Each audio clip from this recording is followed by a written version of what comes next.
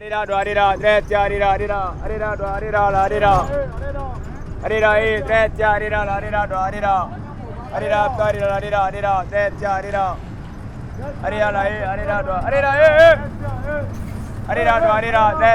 chemin de fer a une grande importance pour le développement du pays. Que rien ne peut aller dans ce pays tant qu'on ne met pas sur pied les chemins de fer, les trains, parce qu'ils permettent également d'abord de sauvegarder la route, permettent également d'avoir un impact sur le prix des denrées alimentaires ici.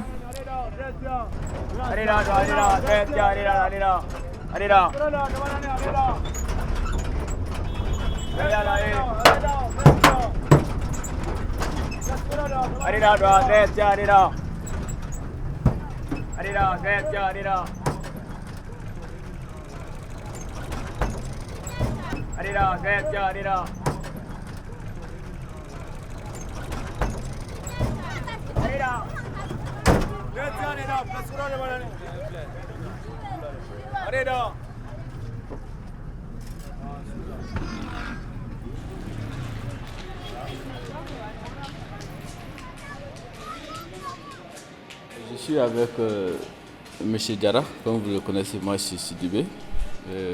Nous avons pensé investir dans un thème intitulé Impact socio-économique de l'arrêt des activités du train sur la vie des riverains.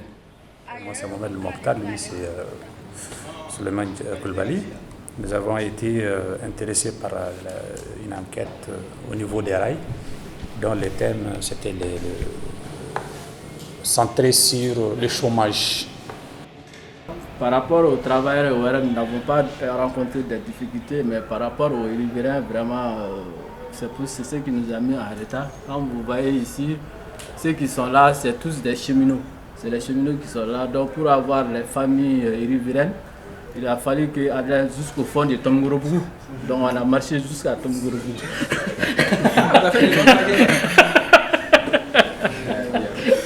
Voilà. Donc c'est là-bas qu'on a pu rencontrer les familles riveraines là-bas. Donc à travers ces questions, vraiment, nos hypothèses sont plus ou moins confirmées. À travers des propos, comme on va commencer par l'impact économique d'abord. À travers des citations, cela peut nous permettre l'enjeu qui était derrière les rails. Les rails a été qualifié par des enquêtés comme le port du Mali. Il y a un enquêté qui a parlé comme ça. D'autres ont parlé, les trains étaient considérés comme la viande d'un éléphant, où tout le monde tire de ça. Et d'autres, un troisième enquêté a parlé d'un baobab, où tous les oiseaux se nichent également. Donc ça montre qu'ils nous ont même fait savoir que les trains vivaient plus de personnes que les travailleurs. C'est-à-dire ceux qui vivaient du train étaient 4 fois plus nombreux que même les cheminots même. Donc l'arrêt de ces trains a impacté toutes ces personnes-là. Donc ça c'est le côté économique. Maintenant le côté social, il faut surtout parler de l'effectivement des familles. Les familles étendues. Lorsque le train travaillait, il y avait des familles étendues. Mais lorsque les activités se sont arrêtées, on a assisté les familles ont été éclatées, à l'éclatement des familles dans beaucoup de villages. Il y a également les jeunes filles aussi. Les trains occupaient ces jeunes filles à travers les voyages de Kita à Kai. Avec l'arrêt de ces activités-là, l'activité des jeunes filles ont été orientées vers d'autres faits. D'autres ont même parlé de la prostitution, qui a même fait que développer la prostitution dans les villages, dans les villes et autres. Et puis effectivement, les familles ne sont plus à mesure d'éduquer leurs enfants à hauteur de souhait pour manque de revenus et autres. Par rapport au niveau de l'arrêt du train voyageur, donc la date par rapport à l'arrêt du train voyageur, il y a eu une discussion autour de ça, mais je pense qu'ils sont convenus au 15 mai 2018. 14 mai 2018. Voilà, donc l'entrée sur le terrain, quand même, on a usé de notre connaissance du milieu. C'est appuyé sur la première personne pour nous indiquer les chômeurs qu'on peut rencontrer dans le cours. Et à travers lui, on est tombé sur le gardien en chômage. Après lui, on a rencontré un vieux également qui nous a indiqué là où on peut trouver les cheminots qui sont là pour la sécurité au niveau des chemins de fer. Et là-bas également, on est tombé sur le chef de gare. Et de là-bas également, lui nous a conseillé également d'aller voir au niveau des syndicats. Vous avez réussi à aller de source en source, de source en source, et les questions ont été variées de source en source. D'abord, on a eu un gardien, un vieux gardien qui est là, qui est au chômage. Donc, mais lui, il s'est exprimé en bambana. Donc, heureusement que mon enquêteur était en bambana, il comprend. Donc, on lui a demandé l'autorisation de l'enregistrer. Il dit qu'il n'y a pas de problème. On l'a enregistré. Bon, moi, j'étais un simple spectateur parce que je ne comprenais pas trop ce qu'il disait, mais bon, quand même, j'ai relevé certains trucs. Voilà. Ensuite, on a été au niveau du syndicat, l'INTM. Là-bas, on a eu le syndicat de Bamako et puis le syndicat de Caï. Donc, on a eu un entretien combiné avec les deux.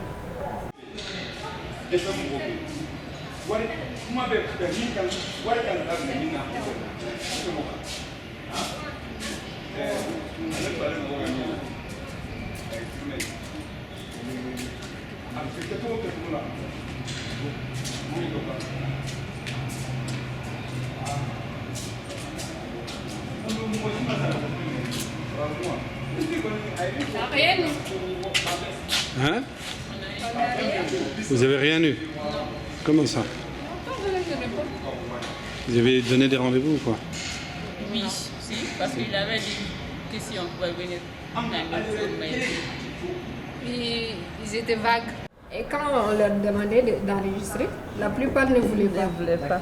Il a fallu qu'on les explique que ce n'est pas pour autre chose, mais c'est pour pouvoir garder cela. Parce que quand on pose des questions et qu'elles répondent, parfois elles sont rapides et on doit revenir, on ne peut pas tout noter.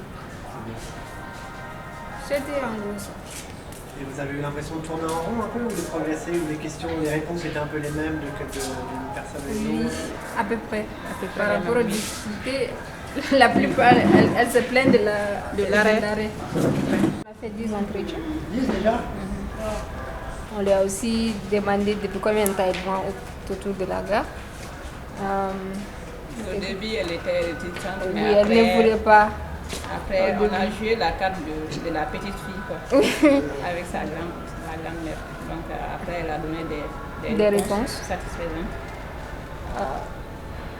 Puis on est parti ici chez une dame qui vendait des cartes avant, quand il y avait de l'activité ferroviaire, mais qui a dû arrêter. Oui, carte téléphonique, mais qui a dû arrêter. Elle a quand même elle existe. Les archives nationales, ça a été, comment dirais-je, le premier lieu par lequel nous avons passé. Et on a eu à avoir beaucoup d'informations. Comme on a dit, cela a un peu changé les hypothèses qu'on avait au départ.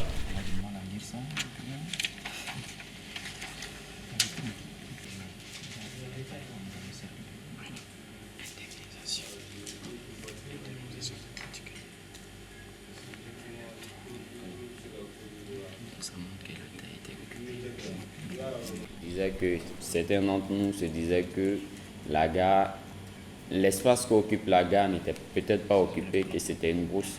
Donc à partir de là, on a eu une carte. Ça c'est le plan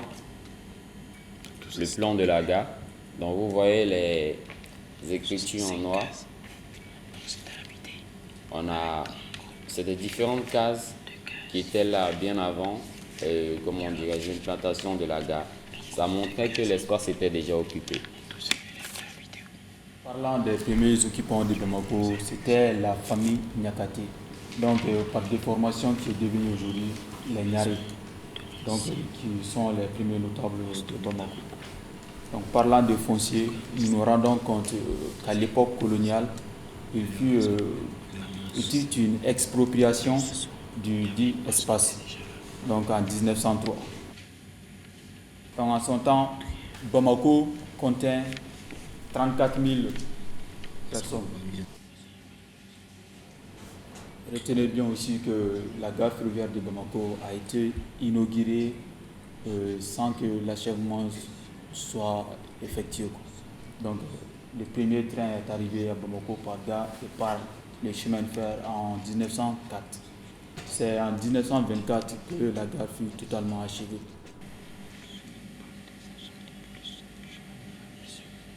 En fait, ce matin, on s'est rendu au niveau des archives nationales pour fouiller dans les archives les sujets sur les grands accidents. Sur les grands accidents. Voilà.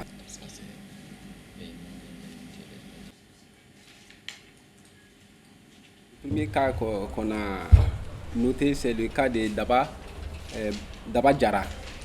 Donc Daba Diarra, c'était un passager, il avait pris le train à Sébékoro pour se rendre à Nafadje. Donc, chemin faisant, lui, la gare à laquelle il devait s'arrêter, à sa grande surprise, il a vu qu'ils sont déjà dépassés cette gare. Donc, lui, qu'est-ce qu'il a fait? Il s'est mis sur la plateforme du wagon pour venir devant là où il n'y a personne. Après, il a avancé vers la marche-pied et il a commencé à uriner. C'est de là qu'il est tombé et son pied a été écrasé par les roues du train. Donc quand il a crié, c'est en ce moment que le chef de gare a entendu un cri. Il a dit sûrement il y a quelqu'un qui crie là. Donc lui, comme il est blessé, il était en train de saigner. Il voit brusquement le chef de gare accompagné de quelques hommes qui sont venus les ramasser. Ils l'ont amené à l'hôpital pour le soigner. Lui, même son billet, parce qu'il avait pris un billet de 3 classes, donc il a remis ce billet-là avec une somme de 850 francs. Il a remis ça au chef de gare pour le garder, conserver pour lui, quoi. Donc quand on l'a soigné, après, on lui a posé la question comment cet accident est arrivé. Lui-même, il reconnaît que c'est sa propre faute. Donc c'est en ce moment qu'il est rentré dans l'histoire. Voilà, c'était quand ça? C'était quand? Bon, c'était en 1913. La date, d'accord. Voilà, 1913. Voilà, 1939, le 13 juin 1939. Voilà, c'était ça. Les archives nationales, même c'est 1913. Les archives nationales, c'est 1913. Non, c'est le 13 juin 1939. Voilà, c'était ça. En 1939 aussi, on a eu cet accident grâce aux correspondances adressées au gouvernement général de l'AOF. L'auteur du chef de colonie est descenti plutôt, qui est survenu le 18 juin sur la voie ferrée entre Kaye et Ambidedi. Ambidedi, oui. Donc d'après les enquêtes, quelqu'un avait enlevé les rails, oui, qui avait enlevé des rails et déposé des grosses pierres. Oui, oui. Donc l'accident est survenu à cause de ça. En quelle année? En 1914. Non, c'est pas en 14. Ça c'est en 38, oui. En 38. Ça c'est en 38. Oui. Ça c'est en 38. L'enquête a été ouverte, mais ils ont demandé à la population, au village voisinant et dans les entourages même, l'accident ait lieu. Donc, mais ils n'ont eu aucun résultat par rapport à l'enquête. Donc, le dossier a été classé sans suite. Sinon, moi, le premier jour que moi-même j'ai pris service ici au chemin de fer, il y avait un terrible accident ici. Surtout la grande cour de la mairie, là, du gouvernorat. Là. Chaque fois, la cour est envahie par les wagons en suspension. Moi, je dis que c'est ici que je dois venir travailler. Et le jour aussi, le 12 août 2008 aussi, c'était avec le riz de Moribo Silvera. oublié le nom là. Il y avait un Eric qui devrait venir sous forme de social là. Ce train aussi a été renversé ici. C'est là-bas le plus grand accident ferroviaire. Mais là, il n'y a eu qu'une seule victime. Il y a quelqu'un, ça c'était un train marchandise. Parce que là où il y a des victimes, ça c'est les trains passagers et les trains voyageurs. Donc les trains marchandises, il y a beaucoup de dégâts, mais pas de cas de victimes. Voilà. C'est prêt? Oui. Très bien. Donc, pour nous, c'était sur le jeune Sidi Sissoko. On était dans une optique de fouiller les archives et en même temps poser des questions à M. Traoré. Je pense qu'on a pratiquement passé la moitié de notre temps aux archives. C'est vrai, on n'a pas trouvé assez d'éléments conséquents physiques, mais par rapport aux questions, oralement, on en a ramassé quelques éléments. Donc après, M. Traoré nous a conseillé d'aller voir M. Soungalo Berté, qui est ingénieur, qui loge dans la cité administrative. Donc on a été le voir. C'est vrai, dans la même optique, il n'avait pas suffisamment d'éléments aussi sur l'affaire Sidi Sissoko. Mais par contre, il nous a superbement renseigné sur l'organigramme du rail et comment dirais-je, le partage du gâteau à travers les différents opérateurs économiques qui se sont succédés, et ils sont nombreux. Ils sont vraiment nombreux. Et aussi, c'est vrai que dans ces entretiens, il y avait beaucoup d'émotions, de regrets, mais aussi quelques acquis. Il nous a vraiment éclairé sur ça. Il nous a même montré les images des travaux qu'il a effectués sur le rail. Je crois que c'était vers Caille. C'était en vidéo aussi. Voilà un peu ce que nous avons ramassé.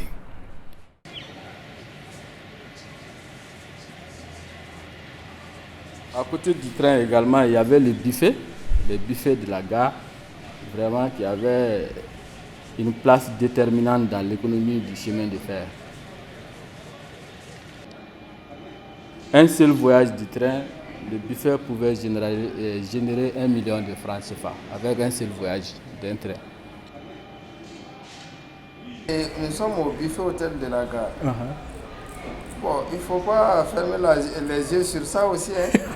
Ils sont là. Ouais, tout à fait. Ce buffet-là n'a pas vu le jour au hasard. Ouais. C'est parce qu'il y avait d'intenses activités. Il y a beaucoup de, comme Traoré nous en parle, il y a beaucoup d'orchestres qui ont vu le jour. C'était quand même un coin qui était très très recherché. Bon, maintenant avec l'arrêt, comment ils sont maintenant? Comme eux-mêmes ils sont là, le buffet est là aussi, nous-mêmes nous sommes là. À vous aussi de les toucher.